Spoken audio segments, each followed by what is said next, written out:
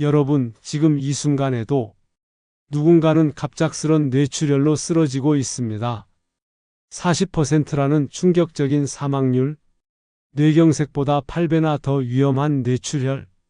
하지만 오늘 이 영상을 끝까지 보신다면 여러분은 평생 뇌출혈 걱정 없이 살 수 있는 확실한 방법을 알게 될 겁니다. 신경과 의사들조차 극찬하는 예방법까지 공개합니다. 실제로 제가 진료한 김모 씨 54세는 건강검진에서 뇌동맥류를 발견했습니다. 터지기 직전 상태였죠.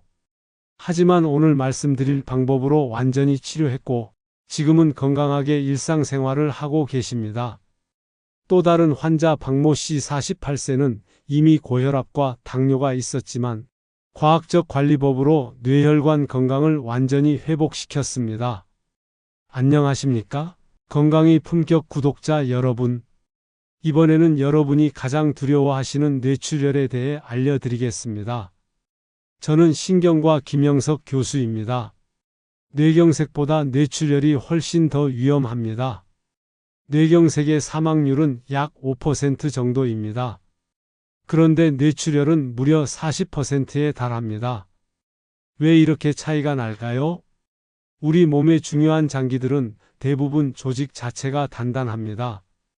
특히 근육은 거의 돌덩어리 수준으로 굉장히 압력이 세서 혈관벽이 터지지 못하게 지지하는 힘을 줍니다. 하지만 뇌는 그냥 물과 같습니다. 비중이 거의 물과 같은 상태여서 혈관벽에 가해지는 압력이 더 강합니다. 터질 만한 상황이 되면 그냥 파열돼 버립니다. 이 물과 같은 뇌 조직과 압력이 평형될 때까지 계속 터져 나가요. 그러니까 작은 혈관이 터져도 큰 혈종이 형성됩니다. 또 한 가지는 뇌세포가 우리 몸에서 가장 약한 세포입니다. 손상을 받았을 때 제일 먼저 죽어요. 뇌세포를 보호하기 위해서 우리 몸은 엄청나게 많은 노력을 기울여 진화했습니다. 우리 몸에서 가장 두꺼운 두개골, 뇌를 감싸는 3개의 막, 심지어 뇌척수액을 넣어서 뇌를 둥둥 띄워놓아 부력까지 줍니다. 어떻게든 뇌를 보호하기 위한 모든 노력을 다하고 있는데 그럼에도 불구하고 출혈이 생겼을 때가 문제입니다. 출혈이라는 것은 혈관 밖으로 혈액이 나왔을 때 그 조직에서 혈액을 외부 침입자로 인식하기 때문에 발생하는 문제입니다. 혈액은 혈관 안에서만 돌아야 합니다. 혈관 안에서 적혈구는 산소를 공급하고 혈장은 각종 영양분을 주고받고 노폐물을 처리해야 합니다. 위급 상황에서만 백혈구가 혈관 밖으로 나가서 염증 반응을 일으켜야 하는데 갑자기 혈관벽이 뚝 터지는 바람에 혈액이 홍수처럼 뇌 조직으로 들어가게 됩니다. 우리 몸의 조직들은 적혈구에 있는 헤모글로빈을 굉장히 무서워합니다. 헤모글로빈이 몸에 좋을 거라고 생각하시겠지만 이것이 독성을 가지고 있습니다. 모든 조직에 대해서 말이죠. 그래서 신경 독성을 나타내면서 뇌세포가 죽기 시작합니다. 두 번째로 혈장이 조직으로 나오게 되면 터졌구나 하면서 혈전을 만들려고 합니다. 혈전을 만들 때 마지막 결정적인 역할을 하는 트롬빈이라는 혈장 단백질이 또 역시 독성을 나타냅니다. 이런 독성 물질들이 나타났을 때 우리 몸에서는 어떻게 반응할까요? 외부 적이 침입했다고 생각합니다. 혈액을 백혈구가 가서 잡아먹어 버립니다. 잡아먹는 과정을 우리가 염증이라고 해요. 외부 물질이 아님에도 불구하고 오염됐다고 생각해서 멀쩡한 뇌세포까지 함께 잡아먹어 버립니다. 잡아먹으면서 또 염증이 더 심해지기도 하는 거예요. 여러분들이 어릴 때 넘어져서 무릎을 다쳤는데 제대로 소독을 안 해서 고름이 생기는 걸 본 적 있으시죠? 그 고름이 더러운 게 아니라 세균들을 죽이기 위해서 혈관 밖으로 나간 백혈구들이 싸우고 전사한 시체입니다. 자기 몸의 성분이에요. 고름 자체가 나중에 또 염증을 일으키기 때문에 제거해야 하는 게 맞습니다. 이런 과정이 뇌출혈일 때 벌어집니다. 혈액을 외부 물질이라고 생각하고 마구 혈액을 제거하는 과정에서 뇌세포가 파괴되는 일이 발생합니다. 혈액 자체가 퍼져나가는 물리적인 압력, 혈액 성분에 의한 화학적인 손상, 그것을 막겠다고 하면서 과잉 반응하는 염증 반응. 이것 때문에 손상이 더 커지게 되는 거예요. 여러분들이 잘 모르시는 것 중 하나가 급성 충수염을 개복하거나 복강경으로 빨리 수술해야 하는 이유입니다. 충수가 터졌을 때 복강이 오염되면서 사망할 수 있기 때문이에요. 그럼 수술할 때 어떻게 할까요? 이미 터진 상태거나 출혈이 된 상태에서는 환자를 수술장에 들여보내서 복강을 열고 열심히 씻어냅니다. 혈액 자체가 염증을 크게 일으키기 때문에 혈액을 제거하는 게 중요해요. 그리고 터진 부위를 빨리 봉합하고 부족한 혈액을 수혈로 채우는 아주 물리적인 과정들입니다. 터졌으니까 메우고 씻어내고 채우고, 하지만 뇌에서는 이게 안 됩니다. 뇌에서 이게 안 되는 이유는 출혈 자체로 인해서 빈혈이 생길 정도가 아니라서 수혈할 필요는 없는데 씻어낼 수가 없어요. 씻어내겠다고 하는 순간 뇌가 다 망가집니다. 뇌의 비중은 물과 거의 비슷하다고 했기 때문에 뇌를 열고 혈액을 제거하겠다고 하는 순간 뇌가 다 죽어버려요. 시도조차 할 수 없는 일이라는 거죠. 그러니까 사실 뇌출혈은 혈액이 오염된 다음에 자정작용에 의해서 좋아지든지 아니면 아주 강력한 항염증제를 사용하는 방법밖에 없습니다. 그래서 뇌출혈이 우리가 물리적으로, 직관적으로, 당연히 논리적으로 할 수 있는 그런 치료 방법을 뇌에서는 할 수 없다는 게 굉장히 중요한 문제가 됩니다. 그 영역은 나중에 복구하기도 거의 불가능해서 외상과 같은 상태로 완전히 구멍이 나고 망가지는 경우가 많기 때문에 뇌출혈이 기본적으로 굉장히 더 나쁜 질환이라고 말씀드릴 수 있는 거죠. 뇌출혈 막는 1위 검진 40대 이상은 꼭 추천. 뇌출혈은 정말 안타까운데요. 사실 제일 안타까운 부분은 이런 분들은 애초에 조기 진단했으면 동맥류를 발견할 수 있다는 점입니다. 뇌출혈도 둘로 나누면 뇌 조직 안에서 작은 혈관이 터지는 뇌실질 출혈이 있고 뇌 바깥쪽을 돌아다니는 큰 혈관이 터진 지주막하 출혈이 있는데 지주막하 출혈의 사망률은 40에서 50% 정도입니다. 꽤 젊은 나이인 40에서 50대에 급사할 수 있는 굉장히 심각한 출혈이 지주막하 출혈이고 85%가 동맥류라는 게 파열돼서 생겨요. 큰 혈관이 탄력성이 좋기 때문에 풍선처럼 부풀어 오르는 거예요. 하지만 혈관벽은 이걸 보고서 터트리면 안 되니까 혈관 세포들이 증식하면서 점점 커나가게 됩니다. 클수록 파열될 가능성이 높아지는 거예요.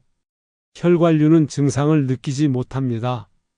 정말 몇 센티미터가 되는 동맥류도 CT 보고 놀라는데 환자는 전혀 못 느끼고 살았던 경우가 대부분이거든요.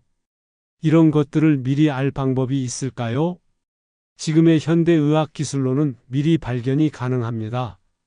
본인이 40대를 넘어간다면 MRA를 찍으세요. MRI라고 보통 얘기하는 것은 뇌의 조직 자체를 찍는 거고 MRA라고 하는 건 혈관만 찍는 겁니다. 이 MRA 기술이 굉장히 발전돼 있어서 찍게 되면 그 안에 부풀어 오른 동맥류를 아주 작은 사이즈에서부터 발견할 수 있게 됩니다. 만약에 큰 상태로 터질 우려가 있는 상태로 발견됐다면 우리가 혈관 조영술을 통해 들어가서 거기 안에 코일을 넣어서 막아버리게 되면 그게 터지는 가능성을 평생 막아버릴 수가 있게 됩니다. 조금 비싸더라도 한번 해보시는 게 낫지 않을까요? 다른 나라는 정말 너무 비싸서 엄두도 못 내거든요. 한국에서만 할 수 있습니다.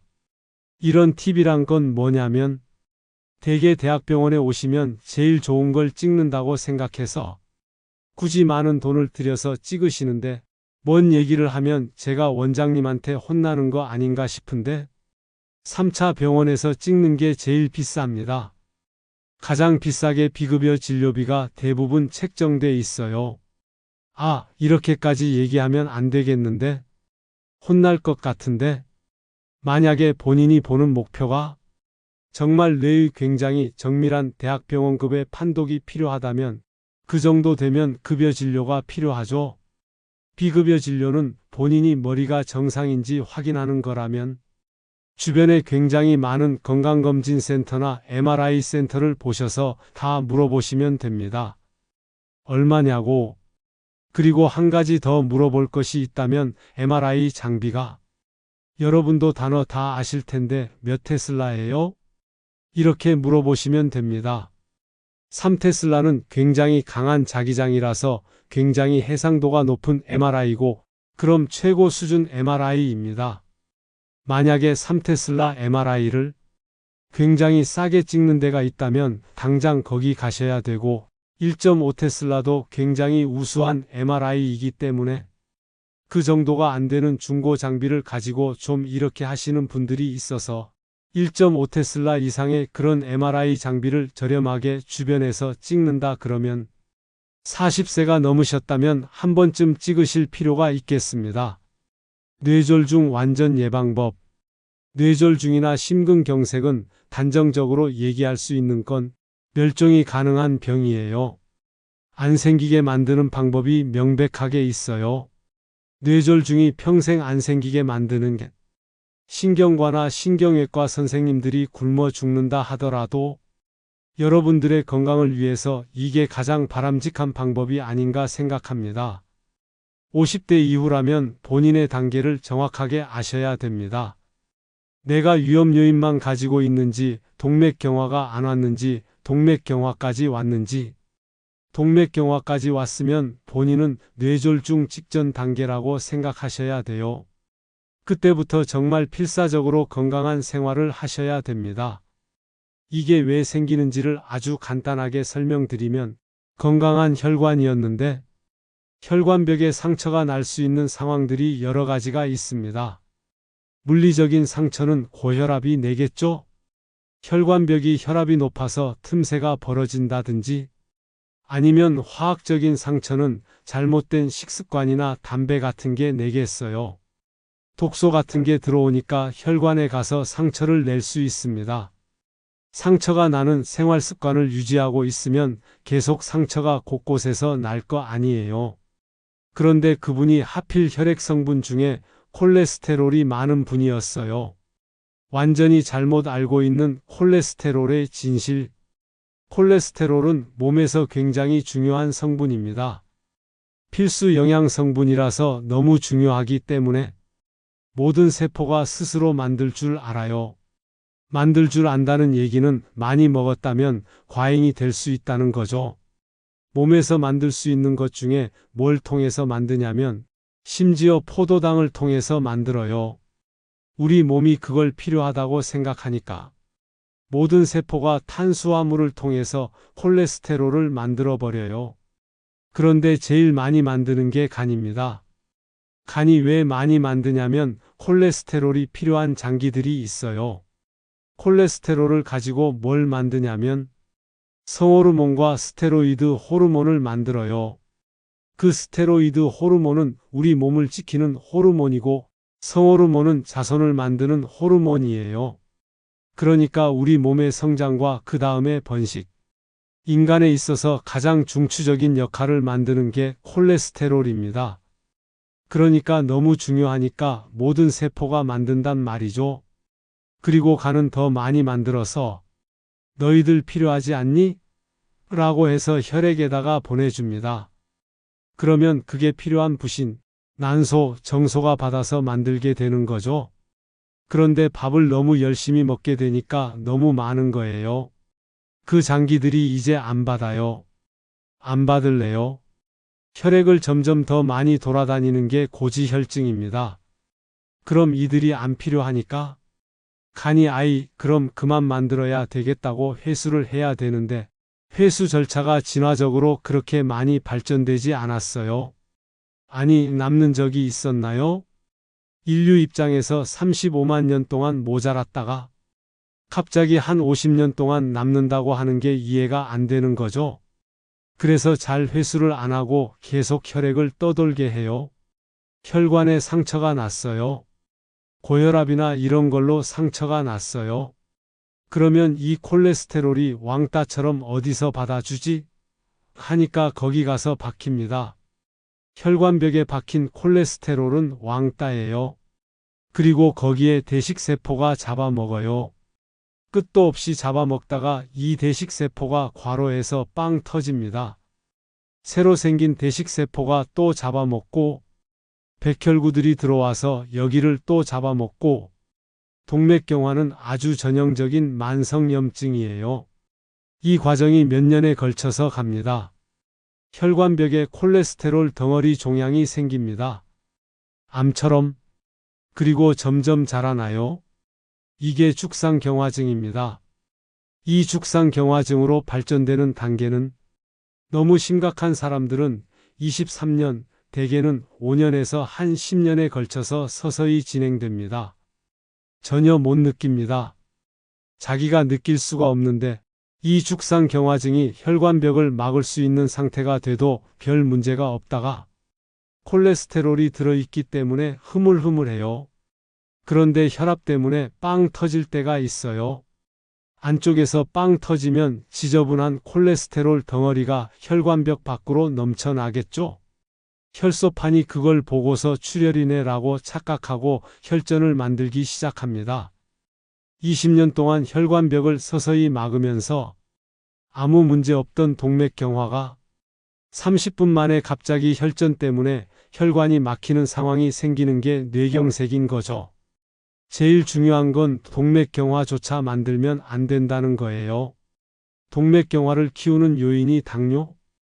애초에 생기게 만드는 게 고혈압, 담배, 콜레스테롤이 여기에 재료를 제공하고 이게 다 논리적이고 과학적인 원인들에 해당되는 위험 요인들이에요.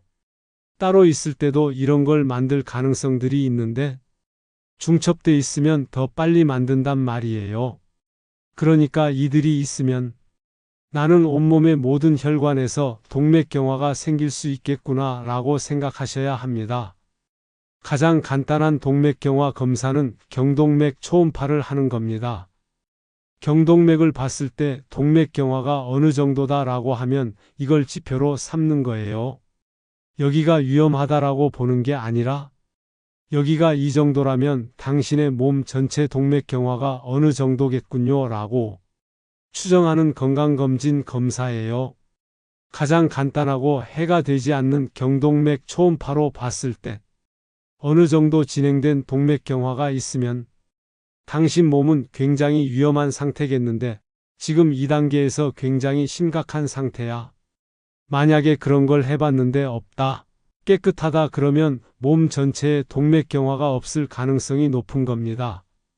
다른 데 있을 수도 있지만 위험 요인이 있다면 위험 요인을 철저하게 관리해서 동맥경화로 넘어가지 않아야 되는 거고 그런 위험 요인을 더 관리하지 않으면 동맥경화가 커집니다.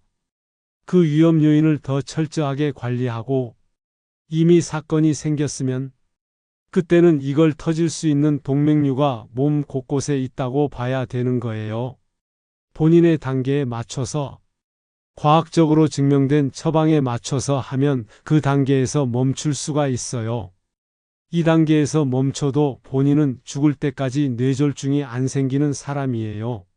3단계가 되는 순간 불행이 시작되는 거거든요. 심지어 3단계가 생겨서도 많이 회복시키면 본인이 교훈을 얻고 정상인으로 살아갈 수가 있는 거죠.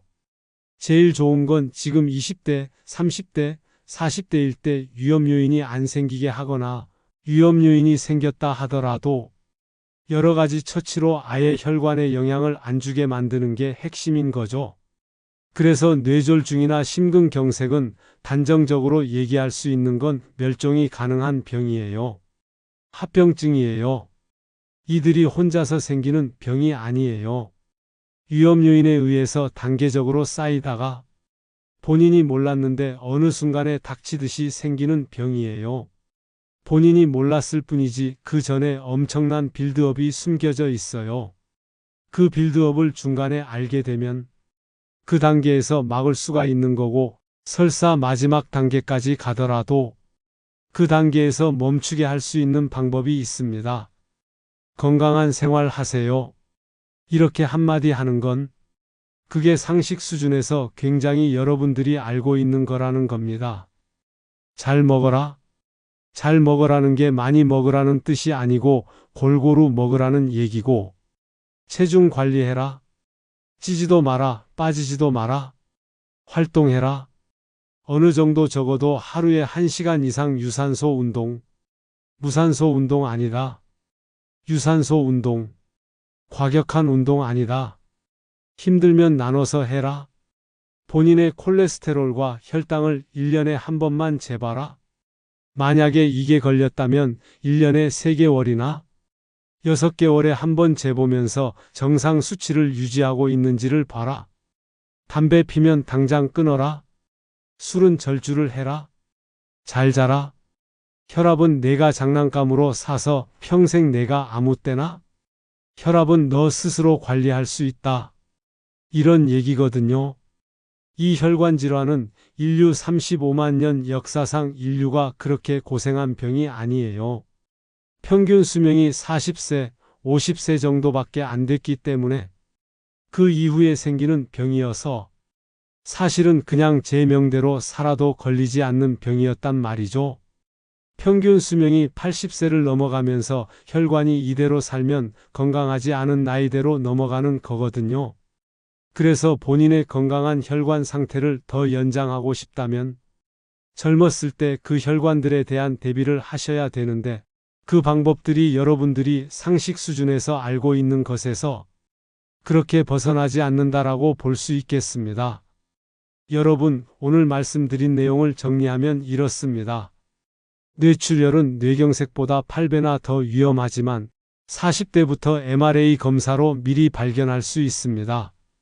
그리고 과학적으로 증명된 방법으로 완전히 예방할 수 있는 질환입니다. 가장 중요한 것은 본인이 지금 어느 단계에 있는지 정확히 아는 것입니다. 위험 요인만 있는 1단계인지, 동맥경화가 시작된 2단계인지, 아니면 언제 터질지 모르는 3단계인지, 각 단계에 맞는 과학적 관리로 더 이상 진행되지 않게 막을 수 있습니다. 심지어 3단계에서도 회복이 가능합니다. 이 영상이 도움이 되셨다면 구독과 좋아요 부탁드리고 댓글로 궁금한 점들을 남겨주세요. 여러분의 소중한 뇌혈관 건강을 지키는 데 도움이 되겠습니다. 다음에는 더욱 유용한 건강 정보로 찾아뵙겠습니다. 감사합니다.